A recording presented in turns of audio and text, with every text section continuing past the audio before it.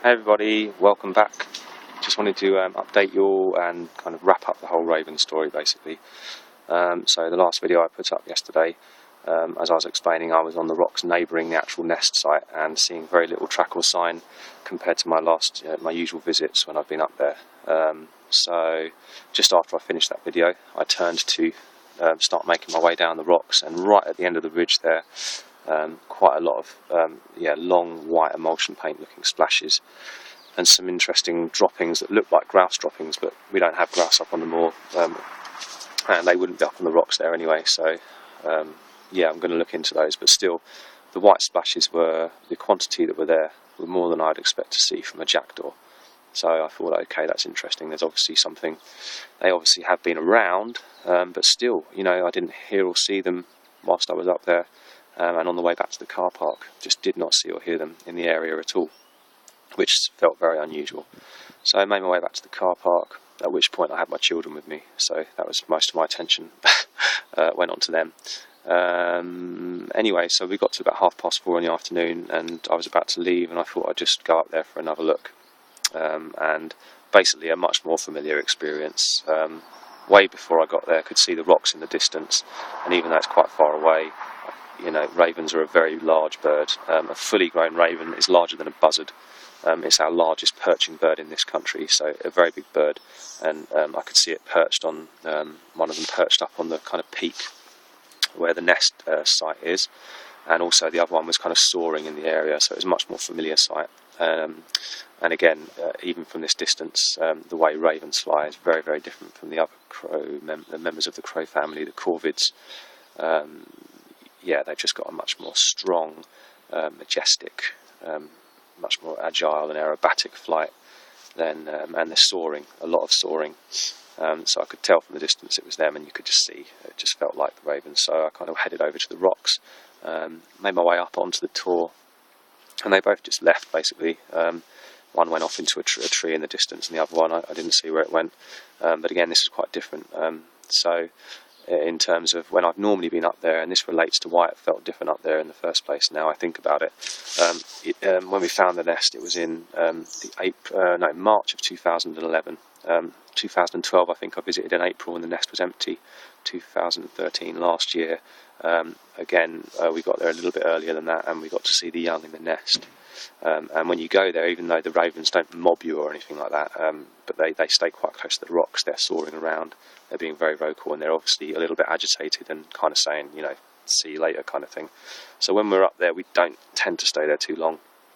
And we just I take a few pictures and videos and you know, record what's happening in the nest, and then we leave. But this time they weren't bothered, so that's my kind of conclusion as to why it felt so different up there, which it really did. It was really strange, but then it makes sense. They're not actually breeding there at the moment. They don't even have a nest, let alone any young in it, so why would they be so protective of that particular spot? And it makes much more sense that they would be out and about, searching for food sources and maintaining their territory.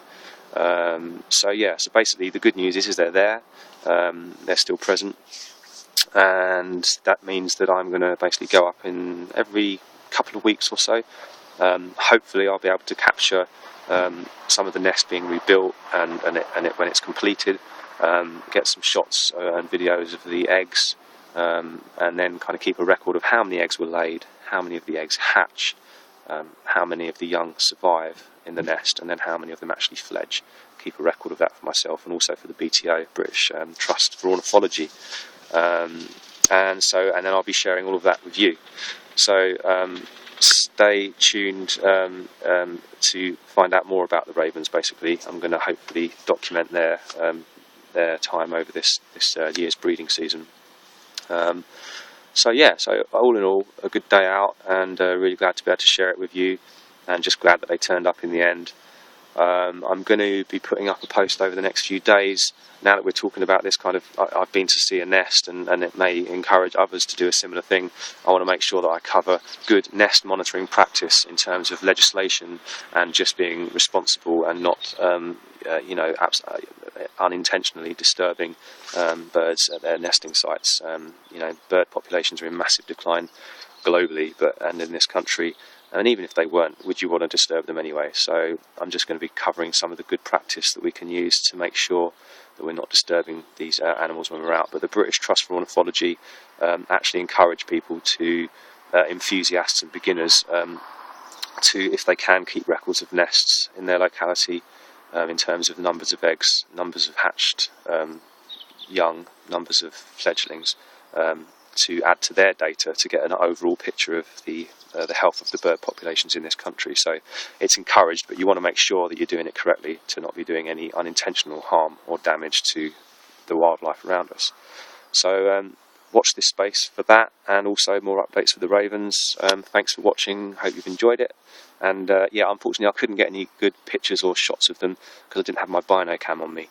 And that's like a bino, well, basically my binoculars combined with a smartphone, and my binoculars are being repaired at the moment, so I didn't get any shots of them. But next time I go up, I'll be able to get some close-up shots of the nest and also the birds themselves, hopefully. So yeah, stay tuned and see you next time. Thanks for watching. Bye bye.